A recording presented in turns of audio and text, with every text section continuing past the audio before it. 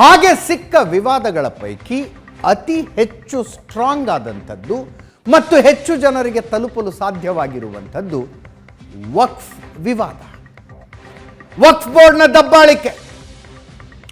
ಇದರ ವಿರುದ್ಧ ಬಿಜೆಪಿ ಹೋರಾಟವನ್ನು ಸಂಘಟಿಸಿದೆ.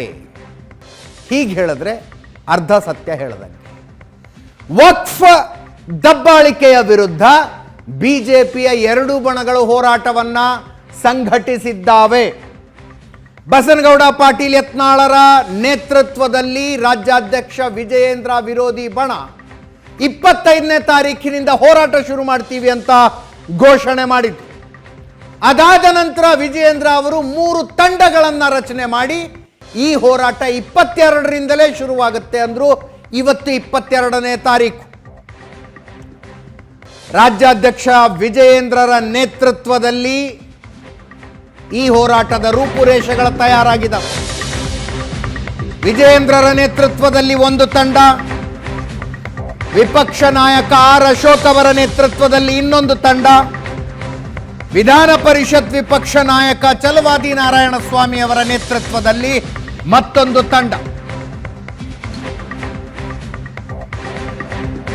ಈ ತಂಡಗಳಲ್ಲಿ ರೆಬೆಲ್ಸ್ ನಾಯಕರಿಗೂ ಒಬ್ಬೊಬ್ಬರಿಗೆ ಸ್ಥಾನ ಕೊಡಲಾಗಿದೆ.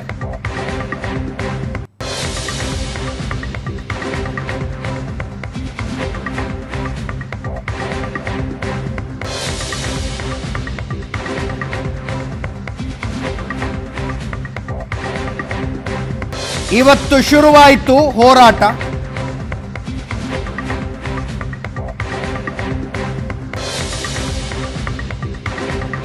ವಿಜಯೇಂದ್ರರ ವಿರೋಧಿ ಬಣದ ಯಾವೊಬ್ಬ ನಾಯಕರು ಹೋರಾಟದ ಹತ್ರ ಸುಳಿಲಿಲ್ಲ.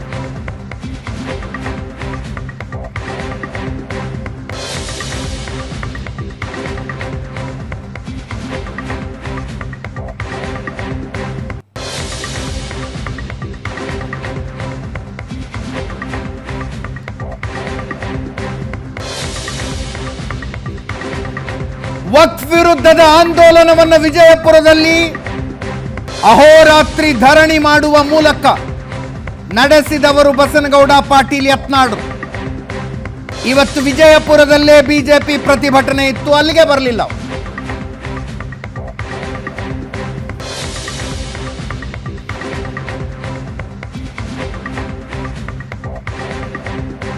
ಯತ್ನಾಳ್, ರಮೇಶ್ ಜಾರಕಿಹೊಳಿ, ಜೊಲ್ಲೆ, ಲಿಂಬಾವಳಿ, ಸಿದ್ದೇಶ್ವರ್ ಯಾರೂ ಇರಲಿಲ್ಲ. ಕೊಡಗಿನ ಮಡಿಕೇರಿಯಲ್ಲಿ ನಡೆದ ಪ್ರತಿಭಟನೆಯಲ್ಲಿ ಪ್ರತಾಪ್ ಸಿಂಹ ಇದ್ದು.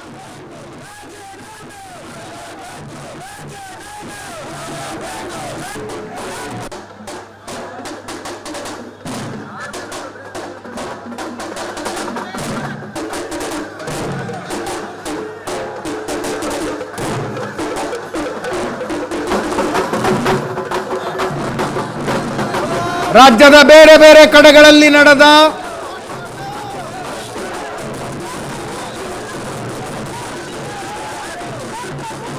ಪ್ರತಿಭಟನೆಯ ದೃಶ್ಯಗಳನ್ನು ನೋಡ್ತಾ ಇದ್ದೀರಿ.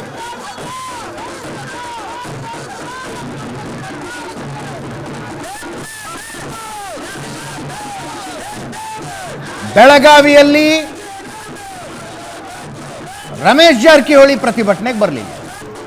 ಚಿಕ್ಕೋಡಿಯಲ್ಲಿ ಪ್ರತಿಭಟನೆ ಆಯಿತು, ಅಣ್ಣಾ ಸಾಹೇಬ್ ಜೊಲ್ಲೆ ಅವರು ಬರಲಿಲ್ಲ. ವಿಜಯಪುರದಲ್ಲಿ ಪ್ರತಿಭಟನೆ ಆಯಿತು, ಬಸನಗೌಡ ಪಾಟೀಲ್ ಯತ್ನಾಳರು ಬರಲಿಲ್ಲ.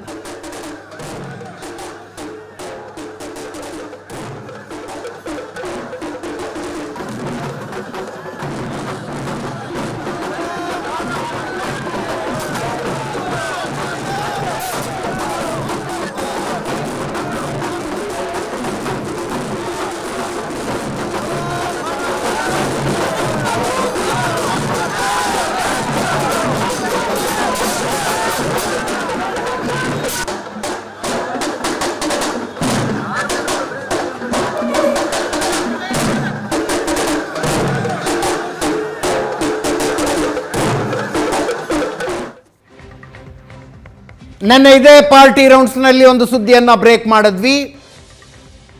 ಬಂಡಾಯವೆದ್ದಿರುವ ಬಣದ ವಿರುದ್ಧ ಬಿಜೆಪಿ ರಾಜ್ಯಾಧ್ಯಕ್ಷ ವಿಜಯೇಂದ್ರ ಅವರು ಕಂಪ್ಲೇಂಟ್ ಕೊಡ್ತಾ ಇದ್ದಾರೆ ಹೈಕಮಾಂಡ್ಗೆ. ಅಮಿತ್ ಶಾ ಅವರ ಸಮಯ ಕೇಳಿದ್ದಾರೆ. ದಿಲ್ಲಿಲಿದ್ದಾರೆ, ದೆಹಲಿಯಲ್ಲಿ ಪೋಸ್ಟರ್ ಬಿಡುಗಡೆ ಮಾಡಿದ್ರು.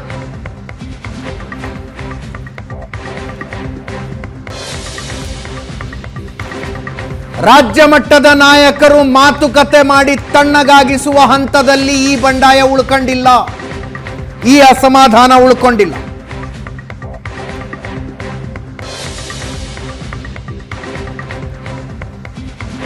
ಇಪ್ಪತ್ತೆರಡನೇ ತಾರೀಕು ರಾಜ್ಯಾಧ್ಯಕ್ಷರು ವಿಜಯೇಂದ್ರರ ಕರೆ ಕೊಟ್ಟಿರುವ ಪ್ರತಿಭಟನೆ, 25ನೇ ತಾರೀಖಿನಿಂದ ಅಸಮಾಧಾನಿತರ ಬಣ ಕರೆ ಕೊಟ್ಟಿರುವ ಪ್ರತಿಭಟನೆ.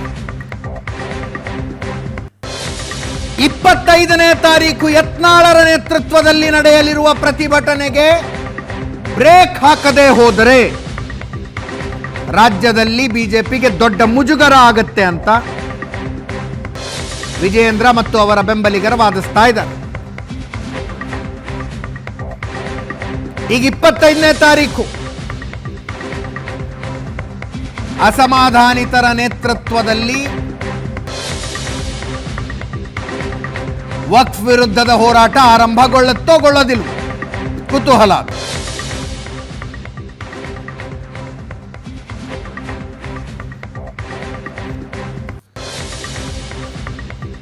ಸಹಜ ಪ್ರಶ್ನೆ ಬರುತ್ತೆ, ಯತ್ನಾಳರ ನೇತೃತ್ವದಲ್ಲಿ ಪ್ಲಾನ್ ಮಾಡಲಾಗಿರುವ ಹೋರಾಟಕ್ಕೆ ಹೈಕಮಾಂಡ್ ಒಪ್ಪಿಗೆ ಕೊಡುತ್ತಾ ಅಂತ. ಯತ್ನಾಳರು ಒಂದು ತಾರ್ಕಿಕ ಪಾಯಿಂಟ್ ಹೇಳಿದ್ರು, ಹೈಕಮಾಂಡ್ ಒಪ್ಪಿಗೆ ಇಲ್ಲ ಅಂದ್ರೆ ನಾನು ಅಹೋರಾತ್ರಿ ಧರಣಿ ಕೂತ್ಕೊಂಡಿದ್ದಾಗ ಶೋಭಾ ಕರಂದ್ಲಾಜೆ ಅವರು ಯಾಕೆ ಬರ್ತಾ ಇದ್ರು, ಜಾಯಿಂಟ್ ಪಾರ್ಲಿಮೆಂಟರಿ ಕಮಿಟಿ ಅಧ್ಯಕ್ಷತೆಯನ್ನು ವಹಿಸಿಕೊಂಡಿರುವ ಜಗದಂಬಿಕಾ ಪಾಲ್ ಯಾಕೆ ಬರ್ತಾ ಇದ್ರು ಅಂತ ಯತ್ನಾಳರ ಪ್ರಶ್ನೆ. ಅದು ಕೂಡ ಒಂದು ಲೆಕ್ಕಕ್ಕೆ ಸರಿಗೆ ಇದೆ.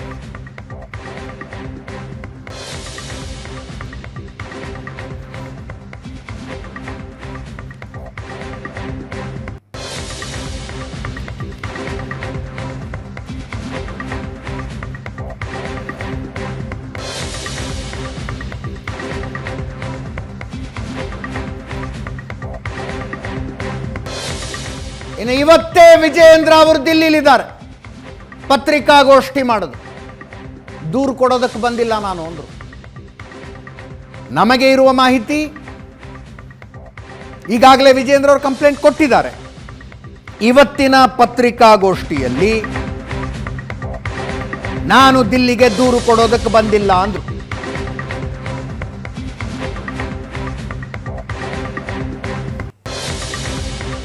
ನಾನು ಬಿಜೆಪಿ ರಾಜ್ಯಾಧ್ಯಕ್ಷ ಆಗಿರೋದು ದೂರು ಕೊಡೋದಕ್ಕಲ್ಲ, ಡಿಸೆಂಬರ್ ಒಳಗೆ ಬಿಜೆಪಿಯ ಎಲ್ಲಾ ಬಾಗಿಲುಗಳ ಒಂದಾಗ್ತವೆ. ಯತ್ನಾಳ್ ವಿರುದ್ಧ ನಾನು ಕಂಪ್ಲೇಂಟ್ ಕೊಟ್ಟಿಲ್ಲ. ನಾನು ರಾಜ್ಯಾಧ್ಯಕ್ಷ ಆಗಿರೋದು ಕಂಪ್ಲೇಂಟ್ ಕೊಡೋದಕ್ಕಲ್ಲ. ಡಿಸೆಂಬರ್ ಮೊದಲ ವಾರದಲ್ಲಿ 3 ತಂಡಗಳ ರಾಜ್ಯ ಪ್ರವಾಸ ಮಾಡ್ತವೆ ಅಂದ್ರು.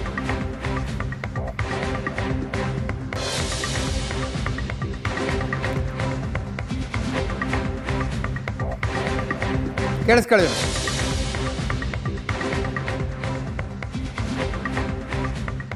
ಈಗ ಡಿಸೆಂಬರ್ ಆದ್ಮೇಲೆ 5-6 ಬಾಗಿಲುಗಳು ಏನಿದೆ ಅದು ಒಂದೇ ಬಾಗಿಲಾಗ್ತದೆ, ಬೇರೆ ಬಾಗಿಲು ಮುಚ್ಚತಕ್ಕಂತ ಕೆಲಸ ಆಗುತ್ತೆ. ಡಿಸೆಂಬರ್ ಆದ್ಮೇಲೆ ಗೊತ್ತಾಗುತ್ತೆ. ಅದು 1-2 ಡಿಸೆಂಬರ್ ಮೊದಲ ವಾರದಲ್ಲಿ 3 ತಂಡಗಳಲ್ಲಿ ರಾಜ್ಯಾದ್ಯಂತ ನಾವು ಪ್ರವಾಸ ಮಾಡ್ತಾ ಇದ್ದೇವೆ, ಅಹವಾಲುಗಳನ್ನ ಸ್ವೀಕಾರ ಮಾಡ್ತಾ ಇದ್ದೇವೆ. ವಿಜಯೇಂದ್ರನನ್ನ ಎಲ್ಲಾ ಪಕ್ಷದ ಹಿರಿಯರು ರಾಜ್ಯದ ಅಧ್ಯಕ್ಷ ಒಂದು ಜವಾಬ್ದಾರಿ ನೀಡಿದ್ದಾರೆ, ಪಕ್ಷ ಸಂಘಟನೆ ಮಾಡೋದಕ್ಕೋಸ್ಕರ ನೀಡಿದ್ದಾರೆ. ದೆಹಲಿಗೆ ಬಂದು ಪದೇ ಪದೇ ರಾಜ್ಯ ನಾಯಕರ ವಿರುದ್ಧ ಚಾಡಿ ಹೇಳ್ತಕ್ಕಂಥದ್ದು, ಕಂಪ್ಲೇಂಟ್ ಕೊಡ್ತಕ್ಕಂಥದ್ದು ಅದರ ಅವಶ್ಯಕತೆ ನನಗಂತೂ ಖಂಡಿತ ಇಲ್ಲ. ನನಗದ್ರ ಬಿಡುವನು ಕೂಡ ಇಲ್ಲ. ಹಾಗಾಗಿ ನಾನು ದೆಹಲಿಗೆ ಬಂದು ಚಾಡಿ ಹೇಳ್ತಕ್ಕಂಥದ್ದಾಗಲಿ ಅದರ ಅವಶ್ಯಕತೆನೂ ಇಲ್ಲ, ಆ ಪ್ರಶ್ನೆನೂ ಉದ್ಭವ ಆಗೋದಿಲ್ಲ. ಈಗ ಡಿಸೆಂಬರ್ ಆದ್ಮೇಲೆ 5-6 ಬಾಗಿಲುಗಳು ಏನಿದೆ ಅದು ಒಂದೇ ಬಾಗಿಲಾಗ್ತದೆ, ಬೇರೆ ಬಾಗಿಲು ಮುಚ್ಚತಕ್ಕಂತ ಕೆಲಸ ಆಗುತ್ತೆ. ಡಿಸೆಂಬರ್ ಆದ್ಮೇಲೆ ಗೊತ್ತಾಗುತ್ತೆ. ಅದು 1-2 ಡಿಸೆಂಬರ್ ಮೊದಲ ವಾರದಲ್ಲಿ 3 ತಂಡಗಳಲ್ಲಿ ರಾಜ್ಯಾದ್ಯಂತ ನಾವು ಪ್ರವಾಸ ಮಾಡ್ತಾ ಇದ್ದೇವೆ, ಅಹವಾಲುಗಳನ್ನ ಸ್ವೀಕಾರ ಮಾಡ್ತಾ ಇದ್ದೇವೆ.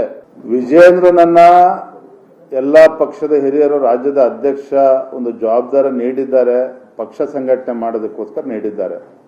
ದೆಹಲಿಗೆ ಬಂದು ಪದೇ ಪದೇ ರಾಜ್ಯ ನಾಯಕರ ವಿರುದ್ಧ ಚಾಡಿ ಹೇಳ್ತಕ್ಕಂಥದ್ದು, ಕಂಪ್ಲೇಂಟ್ ಕೊಡ್ತಕ್ಕಂಥದ್ದು ಅವಶ್ಯಕತೆ ನನಗಂತೂ ಖಂಡಿತ ಇಲ್ಲ. ನನಗದ್ರ ಬಿಡುವನು ಕೂಡ ಇಲ್ಲ. ಹಾಗಾಗಿ ನಾನು ದೆಹಲಿಗೆ ಬಂದು ಚಾಡಿ ಹೇಳ್ತಕ್ಕಂಥದ್ದಾಗಲಿ ಅದ್ರ ಅವಶ್ಯಕತೆನೂ ಇಲ್ಲ.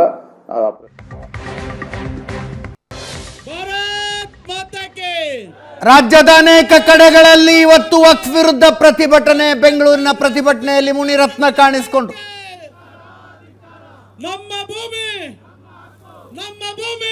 ನಮ್ಮ ಭೂಮಿ ನಮ್ಮ ಹಕ್ಕು ಘೋಷವಾಕ್ಯ 1974ರ ಗೆಜೆಟ್ ನೋಟಿಫಿಕೇಶನ್ ಅನ್ನು ರದ್ದುಗೊಳಿಸಿ ಅಂತ ಆಗ್ರಹ. ಬೆಂಗಳೂರು ಸೇರಿದಂತೆ 11 ಜಿಲ್ಲೆಗಳಲ್ಲಿ ಪ್ರತಿಭಟನೆಯ ವರದಿಗಳು ಬರ್ತಾ ಇದ್ದಾವೆ. ಡಿಸಿ ಕಚೇರಿ ಮುಂದೆ ಬೆಳಗ್ಗೆ 11ರಿಂದ ಸಂಜೆ 5 ಗಂಟೆ ತನಕ ಹೋರಾಟ. ವಿಪಕ್ಷ ನಾಯಕ ಆರ್ ಅಶೋಕ್ ಅವರ ನೇತೃತ್ವದಲ್ಲಿ ಫ್ರೀಡಂ ಪಾರ್ಕ್ನಲ್ಲಿ ಬಿಜೆಪಿಯ ಪ್ರೊಟೆಸ್ಟ್ ನಡೆಯಿತು. ಸಿಟಿ ರವಿ, ಶೋಭಾ ಕರಂದ್ಲಾಜೆ, ಪಿಸಿ ಮೋಹನ್ ಸೇರಿದಂತೆ ಅನೇಕ ಹಿರಿಯ ಮುಖಂಡರಿದ್ದರು. ವಕ್ಫ್ ಬೋರ್ಡ್ ಹಠಾವೋ ದೇಶ್ ಬಚಾವೋ ಘೋಷಣೆ.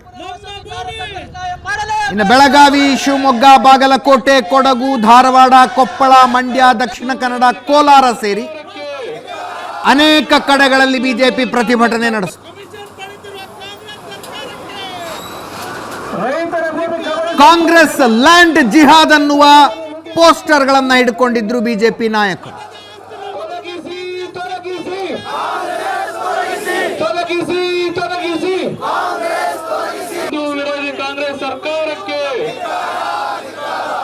ಪ್ರತಿಭಟನೆಯಲ್ಲಿ ಯಾರು ಏನೇನು ಹೇಳಿದ್ರೆ ಕೇಳಿಸ್ಕೊಳ್ಳಿ. ರೈತರ ಜಮೀನು ಕಿತ್ಕೊಳ್ಳುವಂಥದ್ದು ಕಾಂಗ್ರೆಸ್ಸಿನ ಮಂತ್ರಿಗಳಿಗೆ ಸಣ್ಣ ವಿಚಾರ. ಇವತ್ತು ಮಠ ಮಂದಿರಗಳು ಕೂಡ ಹೋರಾಟಕ್ಕೆ ಬಂದಿದ್ದಾರೆ. ಶ್ರೀರಂಗಪಟ್ಟಣಕ್ಕೆ ಹೋಗಿದ್ದೆ, ಅಲ್ಲಿ ಚಿಕ್ಕಮ್ಮನ ದೇವಸ್ಥಾನ ಮೇಲೆ ವಕ್ಫ್ ಬೋರ್ಡ್ ಪ್ರಾಪರ್ಟಿ ಅಂತ ಪಾಣಿನಲ್ಲೂ ಬರೆದವ್ರೆ, ಅಲ್ಲಿ ಅನೌನ್ಸು ಮಾಡಿಬಿಟ್ಟಿದ್ದಾರೆ. ಮೊನ್ನೆ ವಿಶ್ವೇಶ್ವರಯ್ಯನವರು ಹೋದಂತ ಚಿಕ್ಕಬಳ್ಳಾಪುರ ಸ್ಕೂಲ್ ಹತ್ರ ಹೋಗಿದ್ದೆ. ಆ ಸ್ಕೂಲ್ ಒಳಗಡೆ ಮಸೀದಿ ಹೆಂಗ್ ಬಂತು? ಯಾವ ರಾಷ್ಟ್ರ ಧ್ವಜವನ್ನ ಶಾಲೆಯಲ್ಲಿ ಆರಿಸ್ಬೇಕಾಗಿತ್ತು, ಆರಿಸುವಂತ ಜಾಗದಲ್ಲಿ ಹಸಿರು ಬಾವುಟ ಹಾಕ್ಬಿಟ್ಟಿದ್ದಾರೆ.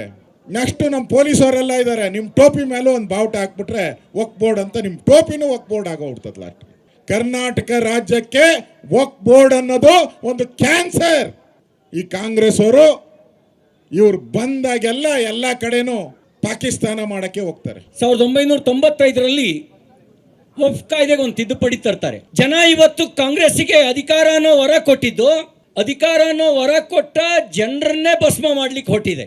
ದಲಿತರ ಮನೆ ಕಟ್ಟಿರೋ ಜಾಗ, ಈ ಖಾತೆ ಇರೋ ಜಾಗನೂ ಕೂಡ ವಕ್ಫ್ ಬೋರ್ಡ್ ಅಂತೇಳಿ ಅದನ್ನೂ ವಕ್ಫ್ ಪ್ರಾಪರ್ಟಿ ಲಿಸ್ಟು. ಕೆಂಗಲ್ ಹನುಮಂತಯ್ಯನವ್ರು ಕಟ್ಟಿದ ವಿಧಾನಸೌಧನೂ ನಮ್ದು ಅಂತ ಹೇಳ್ತಾರೆ. ಅಂತ ಹೇಳಿದ್ರೆ ಈ ಸೊಕ್ಕು ಎಲ್ಲಿಂದ ಬಂತು? ಮತಾಂಧರಿಗೆ ಶಕ್ತಿ ತುಂಬ ಕೆಲಸ ಮಾಡ್ತಲ್ಲ, ಮತಾಂಧತೆಗೆ ಬಲ ಕೊಡೋ ಕೆಲಸ ಮಾಡ್ತಲ್ಲ, ಅದರಿಂದಾಗಿ ಆ ಕಾಯ್ದೆಗೆ ಬಲ ಬಂದಿರೋದು. ಮಾನ್ಯ ಮುಖ್ಯಮಂತ್ರಿ ಸಿದ್ದರಾಮಯ್ಯನವರೇ, ನೀವು ನಂದನವನ, ಚಂದನವನ, ಕರ್ನಾಟಕವನ್ನ ಸ್ಮಶಾನ ಮಾಡ್ಲಿಕ್ಕೆ ಹೊಟ್ಟಿದ್ದೀರಿ. ನೀವು ನಾವು ಹಿಂದೂಗಳಾಗಿ ಒಗ್ಗಟ್ಟಿನಲ್ಲಿ ಹೋರಾಟ ಮಾಡಲಿಲ್ಲ ಅಂತ ಹೇಳಿದ್ರೆ ಎಲ್ಲರ ಭೂಮಿಗೂ ಕಂಟಕ ಬರುತ್ತೋ ಇಲ್ವೋ, ಬಂದಿದೆಯೋ ಇಲ್ವೋ ನಿಮ್ಮ ಯೋಚನೆ ಮಾಡಿ. ಇದು ಪ್ರತಿಯೊಬ್ಬ ಹಿಂದೂವಿನ ಹೋರಾಟ ಆಗಿರ್ಬೇಕು. ಬಾಂಗ್ಲಾದೇಶದಲ್ಲಿ ಶೇಖ್ ಹಸೀನಾ ಅವರು ನಾವು ಓಡೋಗ ಮಾಡಿದ ಕೂಡಲೇ, ಅವ್ರ ದೇಶ ಬಿಟ್ಟು ಪಲಾಯನ ಮಾಡೋ ಮಾಡಿದ ಕೂಡಲೇ 1.25 ಕೋಟಿ ಹಿಂದೂಗಳ ಪರಿಸ್ಥಿತಿ ಏನಾಯ್ತು ಅಂತ ಯೋಚನೆ ಮಾಡಿದಿರಲ್ವ ನೀವು? ನಿಮ್ಮಲ್ಲಿ ಯಾವತ್ತು ಒಗ್ಗಟ್ಟು ಹೋಗುತ್ತೋ, ಯಾವತ್ತು ಹಿಂದೂಗಳು ನೀವು ಸಂಘಟಿತರಾಗಿರಲ್ವೋ, ಅವತ್ತು ನಿಮ್ಮನ್ನು ಕೂಡ ಹೆಕ್ಕಿ ಹೊಡಿತಾರೆ. 1992ರಲ್ಲಿ ನೀವು ಮುಂಬೈನಲ್ಲಿ ಆಗಿದಂತ ಘಟನೆಯನ್ನು ತೆಗೆದು ನೋಡಿ, ಎಲ್ಲಾ ಕಡೆಯಲ್ಲೂ ಕೂಡ ಹಿಂದೂಗಳು ಒಗ್ಗಟ್ಟಿಲ್ಲ ಅಂತಂದ್ರೆ ನಿಮ್ಮ ಮೇಲೆ ಆಕ್ರಮಣ ಆಗುತ್ತೆ. ಈ ಇಸ್ಲಾಂ ಇರ್ಬೋದು, ಕ್ರಿಶ್ಚಿಯಾನಿಟಿ ಇರ್ಬೋದು, ಭಾರತಕ್ಕೂ ಇಸ್ಲಾಮಿಗೂ ಏನ್ ಸಂಬಂಧ? ನಿಮಗೂ ಭಾರತಕ್ಕೂ ಯಾವ ಸಂಬಂಧನೂ ಇಲ್ಲ, ಯಾವ ಹಿನ್ನೆಲೆನೂ ಇಲ್ಲ. ನಿಮ್ಮ ಧರ್ಮದ ಯಾವ ಕುರುಹುಗಳಿಗೆ ಯಾವ ಹಿನ್ನೆಲೆ ಭಾರತದಲ್ಲಿದೆ ಹೇಳಿ ನೋಡೋಣ. ಆದ್ರೂ ಕೂಡ ಇದು ಅಲ್ಲಾಹುನ ಭೂಮಿ ಅಂತಾರೆ. ರೈತರ ಜಮೀನನ್ನ ನೀವು ನಮ್ದು ಅಂತ ಕ್ಲೇಮ್ ಮಾಡಿ, ದೇವಸ್ಥಾನದ ಒಂದು ಜಾಗ ಇದು ನಮ್ದೇ ಅಂತ ನೀವು ಕ್ಲೇಮ್ ಮಾಡಿದ್ರೆ ಇದು ಮೊಸರಲ್ಲಿ ಕಲ್ಲು ಅಂತ ಹೇಳ್ತಾರ? ಇಡೀ ಒಂದು ಬೆಟ್ಟ ತೆಗೆದು ನಮ್ಮ ತಲೆ ಮೇಲೆ ಹಾಕುವಂತ ವಿಷಯ ಅಂತಾನ ಹೇಳ್ಬೇಕಾ ನೀವೇ? ಈಗ ಇವತ್ತಿನ ದಿನ ಬಾಂಗ್ಲಾದೇಶಲ್ಲಿ ಏನೇನು ನಡೀತಾ ಇದೆ ಅನ್ನೋದು ನಮ್ಮ ಕಣ್ಮುಂದೆ ಇದೆ.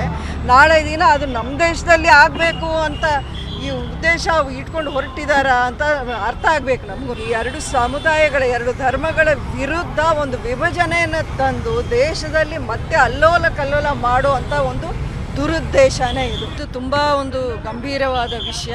ನಾವು ಮುನ್ನೆಚ್ಚರಿಕೆಯಿಂದ ನಡ್ಕೊಳ್ಳದೆ ಹೋದ್ರೆ ಇನ್ನೂ ನಮ್ಮ ಕೈಯಲ್ಲಿ ಏನೂ ಇರಲ್ಲ, ಕೈ ಮೀರಿ ಹೋಗುತ್ತೆ, ಏನೂ ಮಾಡೋಕ್ಕಾಗಲ್ಲ. ಅದಕ್ಕೇನೆ ಈ ಒಂದು ಹೋರಾಟ. ನಮ್ಮ ಜೊತೆಗೆ ನಮ್ಮ ಪೊಲಿಟಿಕಲ್ ಬ್ಯೂರೋ ಚೀಫ್ ಆನಂದ್ ಬೈದನಮನೆ ಇದ್ದಾರೆ, ಜೊತೆಗೆ ನನ್ನ ಕೊಲ್ಲಿಗ ಪ್ರಶಾಂತ್ ನಾಥು ಇದ್ದಾರೆ. ಮೊದಲಿಗೆ ಪ್ರಶಾಂತ್ ಹತ್ರನ ಹೋಗ್ತಾ ಇದ್ದೀನಿ. ಪ್ರಶಾಂತ್, ಸರಿ ಮಾಡಬಹುದು ಅನ್ಸುತ್ತಾ? ಇನ್ನು 22ನೇ ತಾರೀಕು ಇವತ್ತು ಒಂದು ಹೋರಾಟ ಶುರುವಾಗಿದೆ, ಇನ್ನೊಂದು ಬಣದವರು ಎಕ್ಸೆಪ್ಟ್ ಪ್ರತಾಪ್ ಸಿಂಹ ಬೇರೆ ಯಾರೂ ಬರಲಿಲ್ಲ. ಅಜಿತ್ ನೋಡಿ, ವಿಜೇಂದ್ರರು ಅಂದರೆ ಯಾವ ರಾಜ್ಯಾಧ್ಯಕ್ಷರು ಕೂಡ ಬಹಿರಂಗವಾಗಿ ಹೊರಗಡೆ ಬಂದು ಇಲ್ಲ ನಾನು ಇವ್ರ ವಿರುದ್ಧ ದೂರು ನೀಡಿದ್ದೀನಿ ಅಂತಕ್ಕಂಥದ್ದನ್ನು ಹೇಳಲಿ ಅಂದರೆ ಆ ನಿರೀಕ್ಷೆ ಕೂಡ ಮಾಡಲಿಕ್ಕೆ ಸಾಧ್ಯ ಇಲ್ಲ.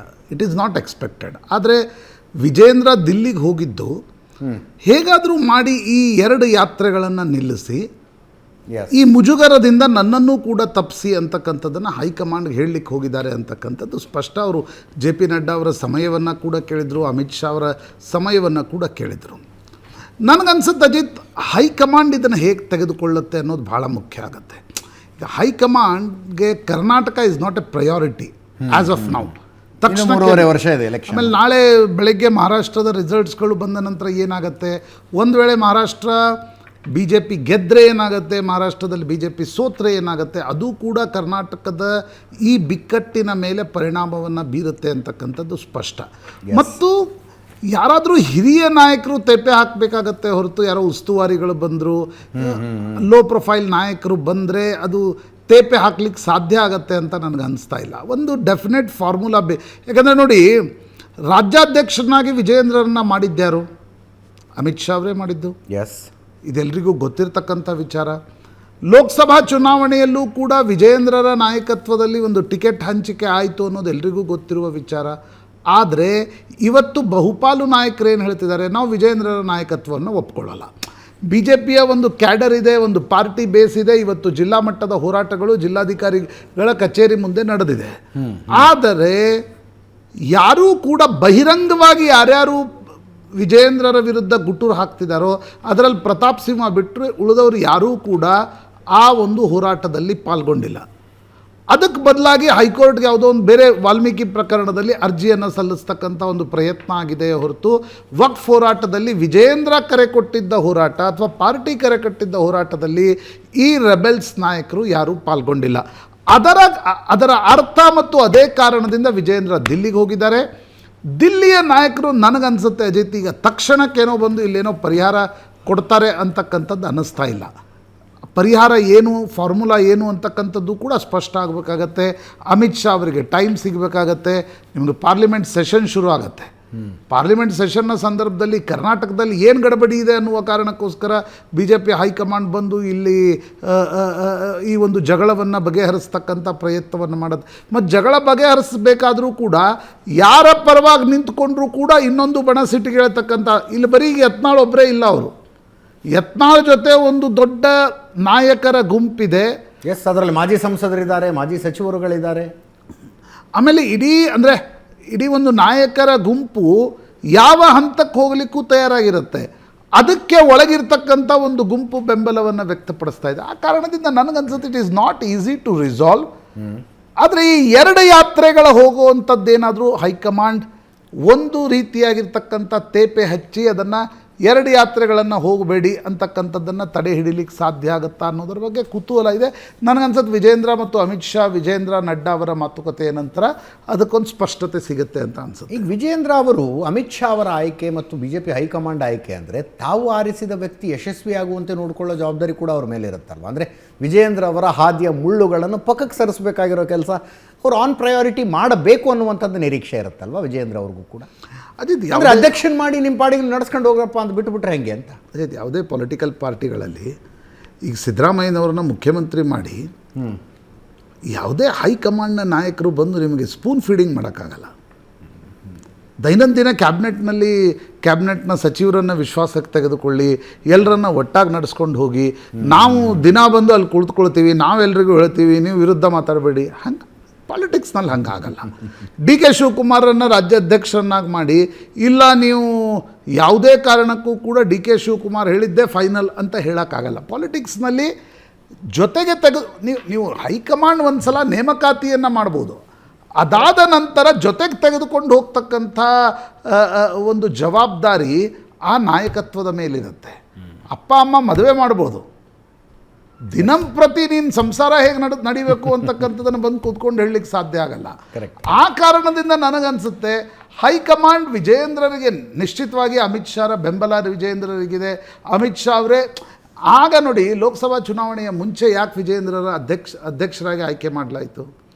ಆಗ ಹೈಕಮಾಂಡ್ಗೆ ಲೋಕಸಭಾ ಚುನಾವಣೆಯ ಸೀಟ್ಗಳು ಕರ್ನಾಟಕದಿಂದ ಬೇಕಿದ್ವು. 25ರಲ್ಲಿ ಅಟ್ಲೀಸ್ಟ್ 20 ತೆಗೆದುಕೊಂಡ್ರೆ ಕರ್ನಾಟಕದಲ್ಲಿ ಒಂದು ಲಾಭ ಆಗತ್ತೆ ಅಂತಕ್ಕಂಥದ್ದಿತ್ತು. 23ರ ಚುನಾವಣೆಯಲ್ಲಿ ಏನಾಗಿತ್ತು, ಬೊಮ್ಮಾಯಿ ಮುಖ್ಯಮಂತ್ರಿ ಇದ್ದರು. ಆಗ ಹೈಕಮಾಂಡ್, ಈಗ ಹೈಕಮಾಂಡ್ ಜೊತೆ ಯಡಿಯೂರಪ್ಪನವರೇ ಸ್ವತಃ ಪಾರ್ಲಿಮೆಂಟ್ರಿ ಬೋರ್ಡ್ ಮೆಂಬರ್ ಇದ್ದರು. ಆದರೆ ಅಂತಿಮವಾಗಿ ನೀವು ರಿಸಲ್ಟ್ಸ್ ತೆಗೆದುಕೊಂಡಾಗ ಏನು ಚರ್ಚೆ ಆಯಿತು? ಚಿಕ್ಕಮಗಳೂರಿನಲ್ಲಿ ಸಿ ಟಿ ರವಿ ಸೋಲಿಕ್ಕೆ ಯಾರು ಕಾರಣ ಆದರು? ನಾನಾ ರೀತಿಯಾಗಿರ್ತಕ್ಕಂಥ ಸೀಟ್ಗಳಲ್ಲಿ ಕೆಲ ಕ್ಷೇತ್ರಗಳಲ್ಲಿ ಬಿ ಜೆ ಪಿ ಸೋಲಿಕ್ಕೆ ಯಾರು ಕಾರಣ ಆದರು? ಅದು ಯಡಿಯೂರಪ್ಪನವ್ರ ಕಾರಣ ಅಂತಕ್ಕಂಥದ್ದು ಬಹಿರಂಗವಾಗಿ ಚರ್ಚೆ ಆಯಿತು. ಹೀಗಾಗಿ ಲೋಕಸಭಾ ಚುನಾವಣೆಯಲ್ಲಿ ಎಲ್ಲಿ ಯಡಿಯೂರಪ್ಪನವ್ರು ಮುನ್ಸ್ಕೊಂಡ್ಬಿಡ್ತಾರೆ. ಯಡಿಯೂರಪ್ಪನವ್ರು ಮುನ್ಸ್ಕೊಂಡ್ಬಿಟ್ರೆ ಲಿಂಗಾಯತ ಮತಗಳು ಕ್ರೋಢೀಕರಣಗೊಳ್ಳಿಕ್ಕಿಲ್ಲ, ಅವು ಇನ್ನಷ್ಟು ಚದುರು ಹೋಗ್ಬೋದು ಅನ್ನುವ ಆತಂಕದಲ್ಲಿ ಬಿ ಜೆ ಪಿ ಹೈಕಮಾಂಡ್ ವಿಜಯೇಂದ್ರರಿಗೆ ರಾಜ್ಯಾಧ್ಯಕ್ಷರ ಹುದ್ದೆಯನ್ನು ಕೊಡ್ತು. ಅಂದರೆ ಹೀಗೆ ಪಾಲಿಟಿಕ್ಸ್ನಲ್ಲಿ ಹಿಂಗೆ ನಡೀತಾ ಇರುತ್ತೆ. ನೀವು ಯಾರು ಮುನಿಸ್ಕೊಳ್ತಾರೋ ಅವರಿಗೆ ಚಾವಿ ಕೊಟ್ಟಾಗ ಯಾರು ಪಾರ್ಟಿಯಲ್ಲಿ ನಿಷ್ಠರಾಗಿದ್ರೋ ಈಗ ಅವರು ಮುನ್ಸ್ಕೊಂಡಿದ್ದಾರೆ. ಕರೆಕ್ಟ್. ಈಗ ಅವರನ್ನು ವಿಶ್ವಾಸಕ್ಕೆ, ಮೊದಲು ಯಡಿಯೂರಪ್ಪನವ್ರನ್ನ ವಿಶ್ವಾಸಕ್ಕೆ ತೆಗೆದುಕೊಳ್ಳುವ ಜವಾಬ್ದಾರಿ ಬೊಮ್ಮಾಯಿ, ಜೋಶಿ ಈ ನಾಯಕರಿಗಿತ್ತು. ಈಗ ಬೊಮ್ಮಾಯಿ ಅವರನ್ನ, ಯತ್ನಾಳ್ರನ್ನ, ಬೆಲ್ಲದರನ್ನ ವಿಶ್ವಾಸಕ್ಕೆ ತೆಗೆದುಕೊಳ್ಳುವ ಜವಾಬ್ದಾರಿ ವಿಜಯೇಂದ್ರರ ಮೇಲಿದೆ. ಅದು ಸಾಧ್ಯ ಆಗುತ್ತಾ? ನನಗನ್ಸುತ್ತೆ ಅಜಿತ್, ನಾವು ಮೊನ್ನೆ ಕೂಡ ಇದ್ರ ಬಗ್ಗೆ ಭಾಳ ಡೀಟೇಲ್ ಚರ್ಚೆ ಮಾಡಿದ್ವಿ. ಟ್ರಸ್ಟ್ ಡೆಫಿಸಿಟ್ ಇದೆ, ಜೊತೆಗೆ ಕೆಲಸ ಮಾಡಿರ್ತಕ್ಕಂಥ ಅನುಭವ ಇಲ್ಲ, ಒಬ್ರಿಗೊಬ್ರು ಒಂದು ರೀತಿಯಾಗಿರ್ತಕ್ಕಂಥ ವರ್ಕಿಂಗ್ ರಿಲೇಷನ್ಸ್ ಬೇಕಾಗುತ್ತೆ. ಪಾಲಿಟಿಕ್ಸ್ನಲ್ಲಿರ್ಬೋದು, ಈಗ ನಾವು ಸಂಸ್ಥೆಯಲ್ಲೂ ಕೆಲಸ ಮಾಡುವಾಗ ಒಂದು ವರ್ಕಿಂಗ್ ರಿಲೇಷನ್ಸ್ ಬೇಕಾಗುತ್ತೆ. ಅವ್ರ ಸ್ಟ್ರೆಂತ್ ಏನು, ಅವ್ರ ವೀಕ್ನೆಸ್ ಏನು ಅನ್ನೋದನ್ನು ನಾಯಕ ಅಳೆದಾಗ ಮಾತ್ರ ಜೊತೆಗೆ ತೆಗೆದುಕೊಂಡು ಹೋಗ್ತಕ್ಕಂಥ ಪ್ರಯತ್ನ ಮಾಡಬೇಕಾಗತ್ತೆ. ನನಗನ್ಸುತ್ತೆ ಇಲ್ಲಿ ವರ್ಕಿಂಗ್ ರಿಲೇಷನ್ಸ್ ಇಲ್ಲ, ಟ್ರಸ್ಟ್ ಇಲ್ಲ. ನಾಳೆ 2028ರ ಪಾಲಿಟಿಕ್ಸ್ ಏನು ಅಂತಕ್ಕಂಥದ್ರ ಬಗ್ಗೆ ಅಸ್ಪಷ್ಟತೆ ಇದೆ. ಎಲ್ಲ ಸೇರ್ಕೊಂಡು ಇಷ್ಟೊಂದು ಸಮಸ್ಯೆ ಆಗಿದೆ. ವಕ್ಫ್ ವಿರುದ್ಧದ ಬಿಜೆಪಿಯ ಹೋರಾಟ, 2 ಬಣಗಳು, ಒಂದು ರಾಜ್ಯಾಧ್ಯಕ್ಷರ ನೇತೃತ್ವದ ಹೋರಾಟ ಇವತ್ತು ಶುರುವಾಗಿದೆ, ಯತ್ನಾಳರ ನೇತೃತ್ವದ ಹೋರಾಟ 2 ದಿನ ಬಿಟ್ಟು 25ನೇ ತಾರೀಕು ಶುರುವಾಗುತ್ತೆ. ಆನಂದ ಬೈದನ ಮನೆ ನಮ್ಮ ಜೊತೆಗೆ ನೇರ ಸಂಪರ್ಕದಲ್ಲಿದ್ದಾರೆ, ನಮ್ಮ ಪೊಲಿಟಿಕಲ್ ಬ್ಯೂರೋ ಚೀಫ್ ಆನಂದ. ವಿಪಕ್ಷದಲ್ಲಿ ಎರಡು ಹೋಳಾಗಿರೋದು ನಿಜ, 2 ಬಣಗಳಾಗಿರೋದು ನಿಜ, but Waqf is a real issue. ಈಗ 22ನೇ ತಾರೀಕು 25ನೇ ತಾರೀಕು ಇವರು ಹೋರಾಟವನ್ನು ಶುರು ಮಾಡ್ತಾ ಇರೋದು, ಇದರ ಕಾವನ್ನು 15 ದಿವಸ ಕಾಯ್ಕೊಳ್ಬೇಕು ಬೆಳಗಾವಿ ಅಧಿವೇಶನದ ತನಕ ಅಂತ. ಕೌಂಟರ್ ಪ್ಲಾನ್ ಒಂದು ಬೇಕಲ್ಲ ಕಾಂಗ್ರೆಸ್ ಹತ್ರ, ರಾಜ್ಯ ಸರ್ಕಾರದ ಹತ್ರ. What is it?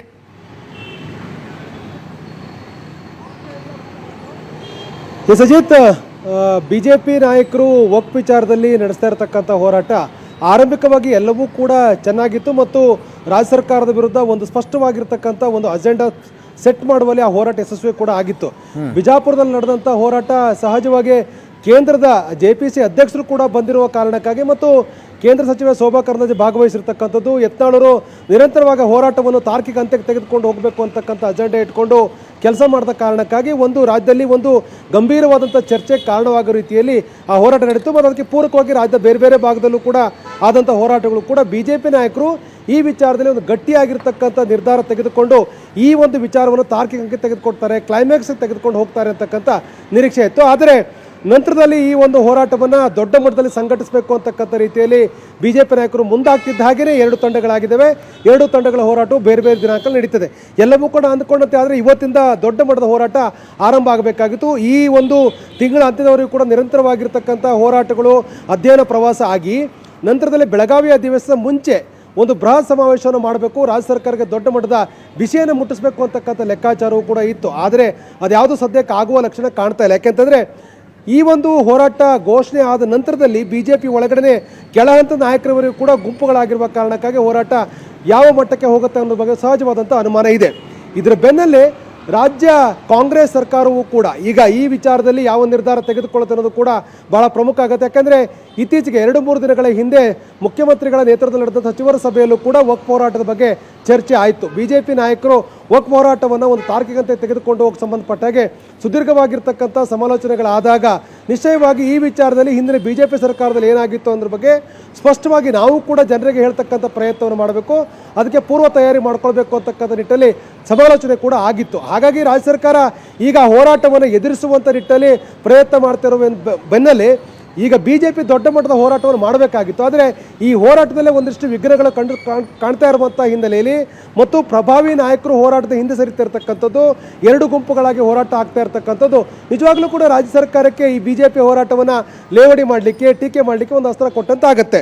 ಹಾಗಾಗಿ ಜೊತೆಗೆ ಈ ಹೋರಾಟ ದೊಡ್ಡ ಮಟ್ಟದ ಒಂದು ಹೋರಾಟ ಆಗಿ ರಾಜ್ಯ ಸರ್ಕಾರಕ್ಕೆ ಈ ಒಂದು ಸಮಸ್ಯೆನ ಬಗೆಹರಿಸ್ಕೊಳ್ಳೋಕೆ ಆಗದೇ ಇರತಕ್ಕಂಥ ವಾತಾವರಣ ಸೃಷ್ಟಿ ಮಾಡಬೇಕಾಗಿರ್ತಕ್ಕಂಥ BJP ನಾಯಕರ ಈ ಹೋರಾಟ ಈ ಒಂದು ಗುಂಪುಗಾರಿಕೆಯ ಕಾರಣಕ್ಕಾಗಿ ಒಂದಷ್ಟು ತಣ್ಣಗಾಗುತ್ತೆ. ಇದರಿಂದ ರಾಜ್ಯ ಸರ್ಕಾರಕ್ಕೆ ಒಂದಷ್ಟು ಅನುಕೂಲಕರವಾದಂಥ ವಾತಾವರಣ ನಿರ್ಮಾಣ ಆಗುತ್ತೆ. ಯಾಕಂದರೆ ಜನಸಾಮಾನ್ಯರು ಕೂಡ BJP ಹೋರಾಟಕ್ಕೆ ಕೈ ಜೋಡಿಸಲಿಕ್ಕೆ ಎಲ್ಲ ರೀತಿ ತಯಾರಿಗಳನ್ನು ಮಾಡ್ಕೊಂಡಿರ್ತ ಸಂದರ್ಭದಲ್ಲಿ ಎರಡು ಪ್ರತ್ಯೇಕವಾದ ಹೋರಾಟಗಳಾದಾಗ ಸಹಜವಾಗಿ ಅದರ ಶಕ್ತಿ ಕುಂದತ್ತೆ. ಹಾಗಾಗಿ ರಾಜ್ಯ ಸರ್ಕಾರಕ್ಕೆ ಈ ಹೋರಾಟ ಎದುರಿಸಲಿಕ್ಕೆ ಇನ್ನು ಬೇರೆ ಬೇರೆ ರೀತಿಯಾಗಿರ್ತಕ್ಕಂಥ ರೀತಿಯಲ್ಲಿ ಲೇವಡಿ ಮಾಡಲಿಕ್ಕೆ, ಟೀಕೆ ಮಾಡಲಿಕ್ಕೆ ಒಂದು ಅಸ್ತ್ರ ಕೊಟ್ಟಂತಾಗುತ್ತೆ. ಒಟ್ಟಲ್ಲಿ ರಾಜ್ಯ ಸರ್ಕಾರ ಈ ಹೋರಾಟವನ್ನು ಗಂಭೀರವಾಗಿ ತೆಗೆದುಕೊಂಡಿತ್ತು. ಇದಕ್ಕೆ ಪರ್ಯಾಯವಾಗಿರ್ತಕ್ಕಂಥ ಮಾರ್ಗೋಪಾಯ ಕಂಡುಕೊಳ್ತಕ್ಕಂಥ ಪ್ರಯತ್ನವನ್ನು ಕೂಡ ಮಾಡ್ತಾ ಇರುವ ಸಂದರ್ಭದಲ್ಲಿ BJP ಹೋರಾಟ ಬೇರೆ ಸ್ವರೂಪವನ್ನು ಪಡ್ಕೊಂಡಿರುವಂಥ ಹಿನ್ನೆಲೆಯಲ್ಲಿ ಇದು ಯಾವ ರೀತಿಯ ಒಂದು ಕಾಲಘಟ್ಟಕ್ಕೆ ಹೋಗಿ ನಿಲ್ಲುತ್ತೆ ಅಂತಕ್ಕಂಥದ್ದು ಕಾದು ನೋಡಬೇಕು. ಅಜಿತ್, ಒಂದು ವಕ್ಫ್ ಇದೆ, ವಾಲ್ಮೀಕಿ ಇದೆ, ಮೂಡ ಇದೆ, ಅಬಕಾರಿ ಇಲಾಖೆಯಲ್ಲಿ ಕೇಳಿ ಬಂದಿರುವ ಹಗರಣ, ವಿಪಕ್ಷಗಳ ಹತ್ರ ಅಸ್ತ್ರಗಳು ಸುಮಾರಿದ್ದಾವೆ.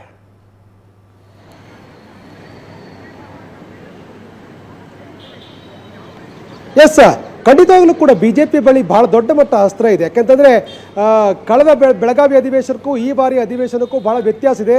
ಪ್ರತಿಪಕ್ಷಗಳಾಗಿರ್ತಕ್ಕಂಥ BJP ಮತ್ತು JDS ಸರ್ಕಾರವನ್ನು ಇಕ್ಕಟ್ಟಿಗೆ ಸಿಲುಸ್ತಕ್ಕಂಥ ಮತ್ತು ಇಡೀ ಸರ್ಕಾರದ ವಿರುದ್ಧ ಕೇಳಿ ಬಂದಿರತಕ್ಕಂಥ ಆರೋಪವನ್ನು ಗಟ್ಟಿಯಾಗಿರ್ತಕ್ಕಂಥ ರೀತಿಯಲ್ಲಿ ಅದನ್ನು ಸರ್ಕಾರದ ವಿರುದ್ಧ ಪ್ರಯೋಗ ಮಾಡಲಿಕ್ಕೆ, ಅಸ್ತ್ರವನ್ನು ಪ್ರಯೋಗ ಮಾಡಲಿಕ್ಕೆ ಬೇಕಾದಷ್ಟು ವಿಷಯಗಳಿದ್ದಾವೆ. ಆದರೆ ಈಗ ಈ ವಿಚಾರ ತೆಗೆದುಕೊಂಡು ಹೋಗಬೇಕಾಗಿರ್ತಕ್ಕಂಥ ನಾಯಕರ ಮಧ್ಯೆ ವ್ಯತ್ಯಾಸಗಳಿರುವಂಥ ಕಾರಣಕ್ಕಾಗಿ ಸಹಜವಾಗಿ ಅದು ಯಾವ ಸ್ವರೂಪ ಪಡ್ಕೊಳ್ತಕ್ಕಂಥದ್ದನ್ನು ನೋಡಬೇಕಾಗುತ್ತೆ. ಒಂದಂತೂ ಸ್ಪಷ್ಟ, ಬೆಳಗಾವಿಯ ಅಧಿವೇಶನದಲ್ಲಿ ಸಹಜವಾಗಿ ರಾಜಕೀಯವಾದಂಥ ಕಾರಣಕ್ಕಾಗಿ BJP ಈ ಹೋರಾಟ ಮಾಡ್ತಕ್ಕ ನಿಶ್ಚಿತವಾಗಿರ್ತಕ್ಕಂಥ ಕಾರಣಕ್ಕಾಗಿ ಇರ್ತಕ್ಕಂಥ ಅವಕಾಶ ಬಳಕೆ ಮಾಡಿಕೊಂಡು ವಿಧೇಯಕಗಳನ್ನು ಪಾಸ್ ಮಾಡಿಕೊಂಡು ಅಧಿವೇಶನ ಮುಗಿಸಬೇಕು ಅಂತಕ್ಕಂಥ ಲೆಕ್ಕಾಚಾರದಲ್ಲಿ ಸರ್ಕಾರವೂ ಕೂಡ ಇದೆ. ಹಾಗಾಗಿ ಇರ್ತಕ್ಕಂಥ ಅವಕಾಶವನ್ನು ಬಳಕೆ ಮಾಡಿಕೊಂಡು ಹೇಗೆ BJP ಇದನ್ನ ದೊಡ್ಡ ಮಟ್ಟದಲ್ಲಿ ಗಲಾಟೆಗಳ ಪಾಡಿಗೆ ಗಲಾಟೆ ನಡೀತಾ ಇರಲಿ, ನಾವು ವಿಧೇಯಕಗಳನ್ನು ಪಾಸ್ ಮಾಡ್ಕೊಳ್ಳೋಣ ಅನ್ನೋ ಲೆಕ್ಕಾಚಾರದಲ್ಲಿ ಆಡಳಿತ ಪಕ್ಷ ಇದೆ ಅಂತೀರಿ ನೀವು? ಎಸ್, ಖಂಡಿತವಾಗಲೂ ಕೂಡ. ಯಾಕಂದರೆ ಸಿಕ್ಕ ಅವಕಾಶವನ್ನು ಯಾವುದೇ ರೂಲಿಂಗ್ ಪಾರ್ಟಿ ಈ ಅವಕಾಶವನ್ನು ಬಳಕೆ ಮಾಡಿಕೊಳ್ಳುತ್ತೆ. ಪ್ರಮುಖವಾಗಿ ರಾಜಕೀಯವಾಗಿರ್ತಕ್ಕಂಥ ವಿಷಯಗಳು ಪ್ರಸ್ತಾಪ ಆದಾಗ ಸರ್ಕಾರದ ವಿರುದ್ಧ ವಾಗ್ದಾಳಿ ಮಾಡಲಿಕ್ಕೆ ಇರ್ತಕ್ಕಂಥ ಅವಕಾಶವನ್ನು ಬಳಕೆ ಮಾಡಿ ಪ್ರತಿಪಕ್ಷ ಮುಂದಾಗಿದ್ದೆ. ಆದರೆ ನಿಶ್ಚಯವಾಗಿ ಅದು ಚರ್ಚೆ ಮಾಡಲಿಕ್ಕೆ ಸರ್ಕಾರಕ್ಕೆ ಇಷ್ಟ ಇಲ್ಲದೆ ಇರುವಂಥ ಕಾರಣಕ್ಕಾಗಿ ಇರ್ತಕ್ಕಂಥ ಅವಕಾಶವನ್ನು ಬಳಕೆ ಮಾಡಿಕೊಂಡು ವಿಧೇಯಕಗಳನ್ನು ಪಾಸ್ ಮಾಡಿಕೊಂಡು ಹೋಗಿರ್ತಕ್ಕಂಥ ಉದಾಹರಣೆಗಳು ಬಹಳ ಇದೆ. ಅಂಥದ್ದು ಒಂದು ಪ್ಲಾನ್ ಆಫ್ ಆಕ್ಷನ್ ಕೂಡ ಸರ್ಕಾರ ಮಾಡ್ತಾ ಇದೆ. ಸೊ ಹಾಗಾಗಿ ಈಗ ಬೆಳಗಾವಿ ಅಧಿವೇಶನದಲ್ಲಿ ಯಾವುದೆಲ್ಲ ಚರ್ಚೆ ಆಗುತ್ತೆ, ಎಷ್ಟರ ಮಟ್ಟಿಗೆ ಹೋರಾಟಗಳಾಗುತ್ತೆ ಅಂತಕ್ಕಂಥ ನೋಡಬೇಕಾಗತ್ತೆ. ಅಜಿತ್, ಪ್ರಶಾಂತ್, BJPಯ ಭಿನ್ನಮತ ಕಾಂಗ್ರೆಸ್ಗೆ ಒಂದು ಕುಶನಿಂಗ್ ಕೊಟ್ಟಂಗಾಗತ್ತಾ? Ajit, it depends on tomorrow's results. Yes, ನನಗನ್ಸುತ್ತೆ ಈ ಮೂರು ಕ್ಷೇತ್ರಗಳಲ್ಲಿ ಕಾಂಗ್ರೆಸ್ ಎಷ್ಟು ಗೆಲ್ಲುತ್ತೆ, ಓಕೆ, ಯೋಗೇಶ್ವರ್ ಮತ್ತು ನಿಖಿಲ್ ಯಾರೇ ಗೆದ್ದರೂ ಕೂಡ ಅವರ ನಡುವಿನ ಅಂತರ ಎಷ್ಟು, ಬೊಮ್ಮಾಯಿ ವರ್ಸಸ್ ಯಾಸಿರ್ ಪಠಾಣ್ರದಲ್ಲಿ ಯಾರು ಗೆಲ್ತಾರೆ ಅಂತರ ಎಷ್ಟು, ಸಂಡೂರಿನಲ್ಲಿ ಏನು ರಿಸಲ್ಟ್ ಬರುತ್ತೆ ಅದರ ಅಂತರ ಎಷ್ಟು, okay, that will set the momentum. ನನಗನ್ಸುತ್ತೆ ನೋಡಿ, ಈಗ BJPಯ ಭಿನ್ನಮತ ಹೊಸತೇನಲ್ಲ. ಅದರ ಅರ್ಥ ಇಡೀ ಸರ್ಕಾರಕ್ಕೆ ಅದರಿಂದ ಒಂದು ರೀತಿಯಾಗಿದೆ, ನೀವು ಹೇಳ್ದಂಗೆ ಕುಷನಿಂಗ್ ಸಿಗುತ್ತೆ ನಿಶ್ಚಿತವಾಗಿ. ಯಾಕಂದರೆ ಸಿದ್ದರಾಮಯ್ಯನವರು ಈ ರೀತಿಯಾಗಿರ್ತಕ್ಕಂಥ ಭಿನ್ನಮತವನ್ನು ಹೇಗೆ ಅದನ್ನು ತನ್ನ ಉಪಯೋಗಿಸ್ಕೊಳ್ಬೇಕು ಅಂತಕ್ಕಂಥದ್ದು ಒಂದು ಫ್ಲೋರ್ ಆಫ್ ದ ಹೌಸ್ ಎದ್ದು ನಿಂತ್ಕೊಂಡು ಹೇಳ್ತಾರೆ, ಫಸ್ಟ್ ನೀವು ಒಂದಾಗ್ರಿ, ಆಮೇಲೆ ನಮ್ಮ ಮೇಲೆ. ಆದರೆ ನೀವು ಇನ್ನೊಂದು ವಿಷಯವನ್ನು ಗಮನಿಸಿ, BJPಯ ಭಿನ್ನಮತ ಹೊಸ ಸಂಗತಿ ಅಲ್ಲ. ಹಳೆ ಭಿನ್ನಮತ ಬಿಟ್ಬಿಡಿ, ಓಕೆ, ಕಳೆದ 1 ವರ್ಷದಿಂದ ಭಿನ್ನಮತ ಇಲ್ವಾ? ಇದೆ, ಭಿನ್ನಮತ ಇದೆ. ಆದರೆ ಪೊಲಿಟಿಕಲ್ ಮೊಮೆಂಟಮ್ ಮತ್ತು ನರೇಟಿವ್ ಸಿದ್ದರಾಮಯ್ಯನವರ ಪರವಾಗಿ ಅಥವಾ ಕಾಂಗ್ರೆಸ್ ಪರವಾಗಿ ಹೋಗಿದೆಯಾ? ಲೋಕಸಭಾ ಚುನಾವಣೆ ರಿಸಲ್ಟ್ಸ್ ತೆಗೆದುಕೊಳ್ಳಿ, ವಾಲ್ಮೀಕಿ ತೆಗೆದುಕೊಳ್ಳಿ, ಮೂಡಾ ತೆಗೆದುಕೊಳ್ಳಿ, ತಿಮ್ಮಾಪುರ್ ತೆಗೆದುಕೊಳ್ಳಿ, ಯಾರೊಬ್ಬರು. ಇಷ್ಟು ವರ್ಷ ನಾವು ಗಮನಿಸಿದ ಹಾಗೆ ಕರ್ನಾಟಕದ ರಾಜಕಾರಣದಲ್ಲಿ ಏನು ಚರ್ಚೆ ಆಗಬೇಕು ಅನ್ನೋದನ್ನು ಸಿದ್ದರಾಮಯ್ಯನವರು ಡಿಸೈಡ್ ಮಾಡ್ತಾರೆ. For the first time he is in back foot. ಅವರು ಅಂದರೆ ನೋಡಿ, ಅವರು ಕಳೆದ 10-11 ವರ್ಷಗಳಲ್ಲಿ ಅವರು ಮುಖ್ಯಮಂತ್ರಿ ಆದಮೇಲಿನ ರಾಜಕಾರಣವನ್ನು ನೋಡಿದ್ರೆ ಅವರು ಫಸ್ಟ್ ಎಕ್ಕ ಎಸಿತಿದ್ರು. ಕರೆಕ್ಟ್. ಅದರ ಹಿಂದೆ ಕರ್ನಾಟಕದ ರಾಜಕಾರಣ ಎಲ್ಲವೂ ಓಡ್ತಿತ್ತು, ರಿವಾಲ್ವ್ ಆಗ್ತಿತ್ತು. ಹೌದು. ಆದರೆ ಮೊಟ್ಟ ಮೊದಲ ಬಾರಿಗೆ ಅವ್ರು ಲೋಕಸಭಾ ಚುನಾವಣೆಯ ರಿಸಲ್ಟ್ನ ನಂತರ ವಿಪಕ್ಷ ಎಸಿತಾ ಇದೆಯೋ ಅಥವಾ ಆಂತರಿಕವಾದ ಕಾರಣದಿಂದ ಕೆಲ ಎಕ್ಕಗಳು ಹೊರಗಡೆ ಬರ್ತಾ ಇದೆಯೋ ಅದರ ಹಿಂದೆ ಸರ್ಕಾರ ಓಡ್ತಕ್ಕಂಥ ಪರಿಸ್ಥಿತಿ ನಿರ್ಮಾಣ ಆಗಿದೆ. ನನಗನ್ಸುತ್ತೆ ಅಜಿತ್, ಇವತ್ತಿನ ಕಾಲದಲ್ಲಿ ಅಂದರೆ ಹೊಸ ಪೊಲಿಟಿಕ್ಸ್ನ ಕಾಲದಲ್ಲಿ ನೀವಿಲ್ಲ ವಿಪಕ್ಷಗಳಲ್ಲಿ ಏನೋ ಒಂದು ರೀತಿಯಾಗಿರ್ತಕ್ಕಂಥ ಭಿನ್ನಮತ ಇದೆ, ನಾವು ವಿಧೇಯಕಗಳನ್ನು ಪಾಸ್ ಮಾಡ್ಕೊಳ್ತೀವಿ, ಇದಷ್ಟೇ ಸಾಕಾಗಲ್ಲ. ಸರ್ಕಾರಕ್ಕೊಂದು ಮೊಮೆಂಟಮ್ ಬೇಕಾಗತ್ತೆ, ಸರ್ಕಾರಕ್ಕೊಂದು ಆಡಳಿತ ನಡೆಸ್ತಕ್ಕಂಥ ಎಸ್ ಲೆಜಿಟಿಮಸಿ ಬೇಕಾಗತ್ತೆ. ಆ ಲೆಜಿಟಿಮಸಿ ಬರಬೇಕಾದ್ರೆ ನಾಳೆಯ ಫಲಿತಾಂಶದಲ್ಲಿ ಏನಾಗುತ್ತೆ ಅನ್ನೋದು ಬಹಳ ಮುಖ್ಯ. BJPಯ ಭಿನ್ನಮತ ನೀವು ಹೇಳಿದಂಥ ಒಂದು ಸಣ್ಣ ಕುಷನಿಂಗನ್ನು ಕೊಡುತ್ತೆ, ಹೌದು. ಬಟ್ ಅದು ಮಾತ್ರ ಸಾಕಾಗಲ್ಲ ಅಂತ. ನಾಳೆ ಇಷ್ಟೊತ್ತಿಗಾಗಲೇ ರಿಸಲ್ಟ್ ಕ್ಲಿಯರ್ ಆಗಿರುತ್ತೆ.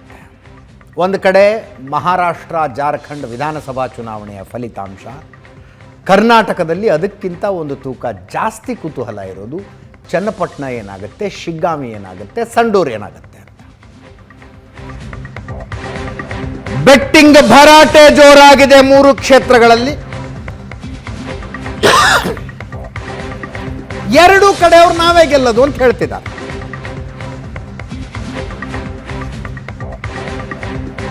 ಮೂರು ಉಪಚುನಾವಣೆಗಳ ಪೈಕಿ ಚನ್ನಪಟ್ಟಣ ಅತಿ ಹೆಚ್ಚು ಕುತೂಹಲ.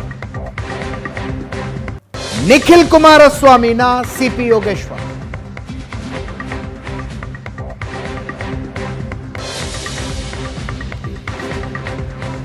ಮತದಾನದ ನಂತರ CP ಯೋಗೇಶ್ವರ್ ಅವರ ಹೇಳಿಕೆಗಳು, ಎಕ್ಸಿಟ್ ಪೋಲ್ನ ವಿವರಗಳು ಎಲ್ಲ ನೋಡಿದ್ರೆ ನಿಖಿಲ್ ಗೆಲ್ಲುವ ಸಾಧ್ಯತೆ ಹೆಚ್ಚಾಗಿದೆ ಅಂತ ಅನಿಸ್ತಾ ಇದೆ. ಆದರೆ ಚನ್ನಪಟ್ಟಣ ಕ್ಷೇತ್ರದಲ್ಲಿ ಬೆಟ್ಟಿಂಗು CP ಯೋಗೇಶ್ವರ್ ಅವರ ಪರವಾಗಿ ಏನು ಕಡಿಮೆ ಇಲ್ಲ, ಈಕ್ವಲ್ ಬೆಟ್ಟಿಂಗ್ ಇದೆ. ರಾಮನಗರದ ಸರ್ಕಾರಿ ಎಂಜಿನಿಯರಿಂಗ್ ಕಾಲೇಜಿನಲ್ಲಿ ಕೌಂಟಿಂಗ್ ನಡೆಯುತ್ತೆ. ಚನ್ನಪಟ್ಟಣ ಉಪಚುನಾವಣೆಯ ಕೌಂಟಿಂಗ್ ನಡೆಯೋದು ರಾಮನಗರ ಸರ್ಕಾರಿ ಎಂಜಿನಿಯರಿಂಗ್ ಕಾಲೇಜಿನಲ್ಲಿ. 3 ರೂಮ್ಗಳಲ್ಲಿ ಮತ ಎಣಿಕೆ ಕಾರ್ಯ ನಡೆಯುತ್ತೆ. 14 ಟೇಬಲ್ಲು, 69 ಸಿಬ್ಬಂದಿ, 20 ಸುತ್ತಿನ ಮತ ಎಣಿಕೆ, 500 ಜನ ಪೊಲೀಸರನ್ನ ಭದ್ರತೆಗೆ ನೇಮಿಸಲಾಗಿದೆ, ಪ್ಯಾರಾಮಿಲಿಟರಿ ಸೇರಿದಂತೆ. ಇನ್ನು ಶಿಗ್ಗಾಂವಿ ವಿಧಾನಸಭಾ ಕ್ಷೇತ್ರದ ಉಪಚುನಾವಣೆ ಹಾವೇರಿಯ ದೇವಗಿರಿ ಇಂಜಿನಿಯರಿಂಗ್ ಕಾಲೇಜಿನಲ್ಲಿ ನಡೆಯುತ್ತೆ. 14 ಟೇಬಲ್ಗಳು. ಇಲ್ಲಿ ಬಸವರಾಜ ಬೊಮ್ಮಾಯಿ ಅವರ ಪುತ್ರ ಭರತ್ ಬೊಮ್ಮಾಯಿ ವರ್ಸಸ್ ಯಾಸಿರ್ ಖಾನ್ ಪಠಾಣ್ ಸ್ಪರ್ಧೆ. ಸಂಡೂರು ಅನ್ನಪೂರ್ಣ ತುಕಾರಾಮ್ ವರ್ಸಸ್ ಬಂಗಾರು ಹನುಮಂತು. ಬಳ್ಳಾರಿಯ ಸರ್ಕಾರಿ ಪಾಲಿಟೆಕ್ನಿಕ್ ಕಾಲೇಜಿನಲ್ಲಿ ಮತ ಎಣಿಕೆ 19 ಸುತ್ತುಗಳಲ್ಲಿ ನಡೆಯುತ್ತೆ. ಸಂಡೂರಿನ ಮತ ಎಣಿಕೆ.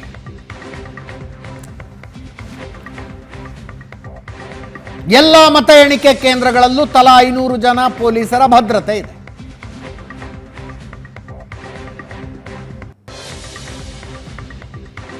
ಈ 3 ಉಪಚುನಾವಣೆಗಳಲ್ಲಿ ಯಾರು ಎಷ್ಟು ಗೆದ್ರೂ ಕೂಡ ಸರ್ಕಾರದ ಸಂಖ್ಯೆಯ ಮೇಲೆ ಏನೂ ಪರಿಣಾಮ ಆಗೋದಿಲ್ಲ. ಸರ್ಕಾರ ಹೋಗುವ ಚುನಾವಣೆನೂ ಅಲ್ಲ, ಬರುವ ಚುನಾವಣೆನೂ ಅಲ್ಲ.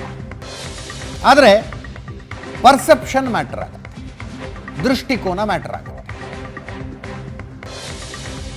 2 ಕಡೆಗಳವ್ರು ನಾವೇ ಗೆಲ್ಲೋದು ಅಂತಾರೆ. ಮುಖ್ಯಮಂತ್ರಿಗಳು ಉಪಮುಖ್ಯಮಂತ್ರಿಗಳೆಲ್ಲ ಮಾತಾಡಿದ್ದಾರೆ, ಕೇಳಿಸ್ತಾರೆ. ನನ್ನ ಪ್ರಕಾರ there is a close fight. ಯಾರು ಬೇಕಾದ್ರೂ ಅಧಿಕಾರಕ್ಕೆ ಬರ್ಬೋದು. ನನಗೆ ಕೆಲವು ಇನ್ಫಾರ್ಮೇಶನ್ ಪ್ರಕಾರ ನಮ್ಮ ಪಾರ್ಟಿ ವರ್ಕರ್ಸ್ ಎಲ್ಲ ಹೇಳೋದು, ನಾವು ಎಡ್ಜಿನ ಇದೆ, ನಮ್ಗೆ ಎಡ್ಜಿದೆ ಅಂತ ಹೇಳ್ತಾರೆ.